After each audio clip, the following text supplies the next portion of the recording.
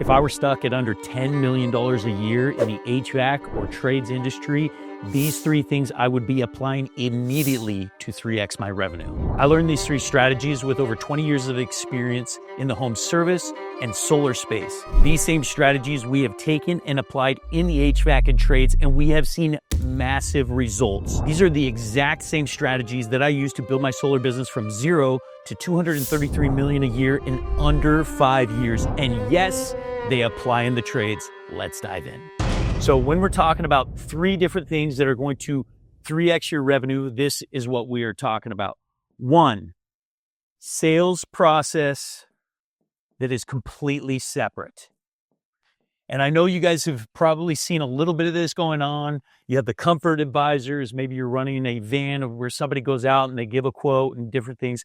But like, this is absolutely vital if you want to be able to scale. And the reason for it is somebody that is a technician that goes into a home and they are fixing something, they're using tools, they're following a process. Typically, they have a completely different skill set than somebody that is really good at identifying pain, solving a problem, and getting a decision. That is a salesperson. Too often in our industry, in the trade space, we tried training one person to be the jack of all trades to be able to do both.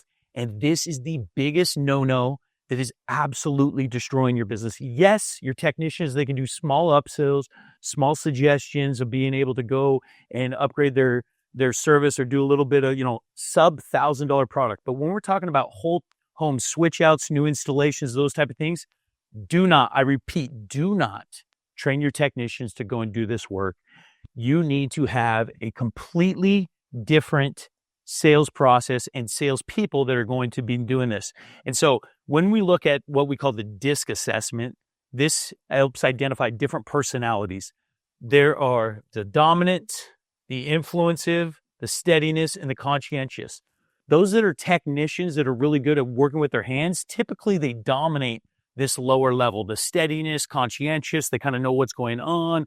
They don't like to necessarily interact with people. They're going to be here. But the salespeople, they're going to be up here in this quadrant, the dominant and the influence. And because of that, we need to really take advantage of that characteristic trait and teach those people how to go and sell. This is the same exact process that we use in the solar industry. Yes, of course, in the solar industry, I could send technicians to go and try to sell the neighbor to be able to go and put solar on their home.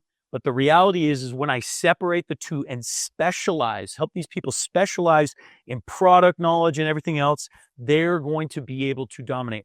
And now I know there's questions like, well, these type of people that have the dominant influence type or the salesmanship, they just don't know enough about the product. They never got their hands dirty. They haven't been in the field. They don't know exactly how these systems work. Let me just tell you this one thing right here and right now. Customers do not buy products.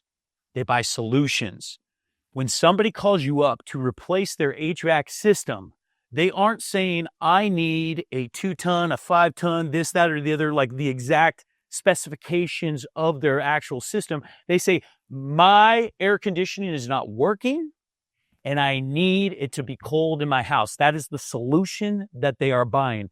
The same for a salesperson. A salesperson just needs to identify the issue, identify the pain that the customer is experiencing, and provide a solution. Yes, they need to have basic product knowledge, but they are not there to be able to provide all different types of options, know everything of how everything works. They are there to help a customer make a decision. And ultimately, that is really the duty of a closer, is to go and identify pain, present a solution, and get a decision. And that is what you are paying these guys to go and do. And if they don't know the information, maybe they don't have enough product knowledge. You have management, you have technicians that they can call and be able to go and answer those questions. So step number 1, separate your technician and your sales process completely. This alone will have the power to double your revenue. Step number 2, limit options. Now, there are a lot of gurus or 1990 playbooks that are going to absolutely try to destroy me here. They're going to say, look, when you go to a customer, you always give them 3 options. the low, middle, high, and hopefully they pick the middle and, talk about the product, talk about the different manufacturers, the different options that they can do, the high efficiency, the low efficiency, all these different things. Let me just tell you, customers, again, they want a solution. They want minimal options. The more options that you have, the more confused the customer is going to be. They're like, wow, I actually need to do more research. There is more that I need to know about this product in order to make a decision on what I need in my home for the next 10 or 15 years.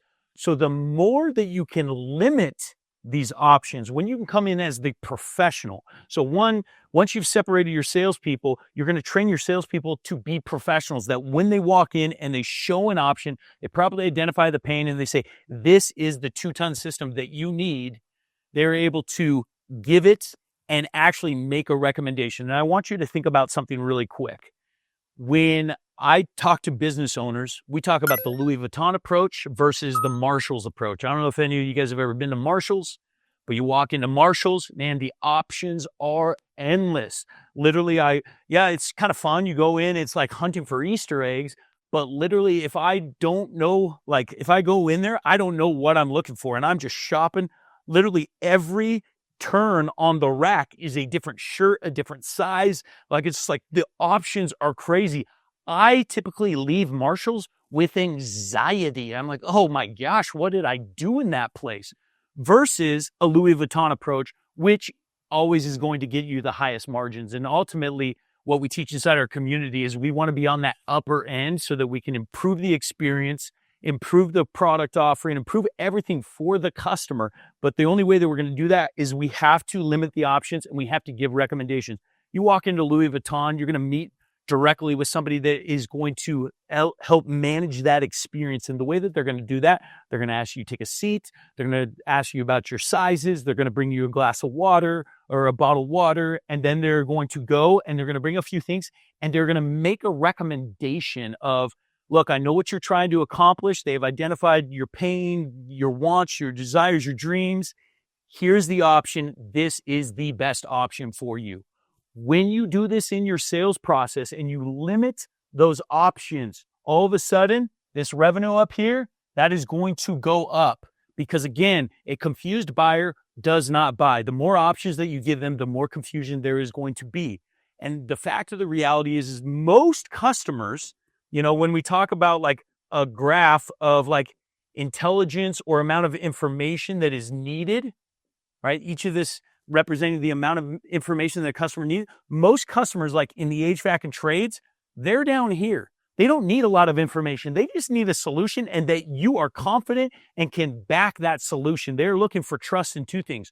One, trust that you trust in your character, right? That everything that you show them actually adds up. You talk about a number, a price, all those things add up. They're going to get trust in character. Two, trust in ability. Does this person know what they're talking about? If you can meet those two metrics, chances are they are ready to move forward, make a decision by today, and not put it off for tomorrow. Last but not least, in order to 3x that revenue, this is the fun one. Hey guys, it's Chris. If you're finding value in what you're hearing, go ahead and like and subscribe. That way people just like you can find this content for free here on YouTube. Now let's dive back in the show. We do not send quotes. So send quotes? Heck no. And we're not just talking, you're probably like, oh yeah, we don't send quotes. We actually go to the home and we show it to them or whatnot. But what happens when the customer says, hey, look, I need to think about this? Are you leaving the quote there? Are you leaving it with the customer for them to pray on, think about, talk with their spouse and everything overnight? And you're probably like, oh yeah, I am. But Chris, I'm still closing 25 or 50% of these actual quotes the very next day. Okay, so this is the kicker. We do not leave a quote, so quotes are never left. If the customer decides and they sign the paperwork and they finance, then they get the quote. Otherwise, I'm not encouraging anybody to shop my product or service. This is for my buyer. I am not a retail store where people come in and they see all the details and whatnot. No, I am a professional trades company, and quotes are never left. My quotes are from my buyers. And so the way that you're going to do that is the first principle of closing, which is yes or no, no maybes. This is the hardest of all the principles to be able to adopt. But once you decide that you are going to train your people on this, and it doesn't mean that I am a high pressure salesman, it just simply means that I help people make a decision.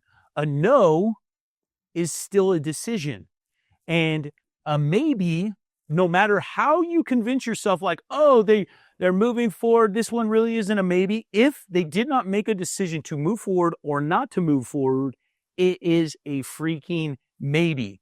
Now, the biggest reason why most people aren't okay with, or that they go for a maybe, is because they are not okay with a no. So this is the magic. This is the sauce. In order to be able to eliminate maybes from your world, you got to be like, dude, if a customer tells me no, I'm okay with it. Most of us, we just want to tell ourselves a lie, right? We know that it's leaning towards a no, but we kind of push to get it to a maybe. Hey, will you just think about it? Will you just ponder on it or whatnot? Knowing full well that that's going to waste my time. They're not going to call me back. They're going to ghost my text messages, my follow-ups, my emails, everything else. So we have to eliminate the maybes. We've got to draw a line in the sand and help people get to one way or the other. As we do this, and I have so many other videos that train you exactly how to get a customer to a decision, and we're not going to go exactly into that.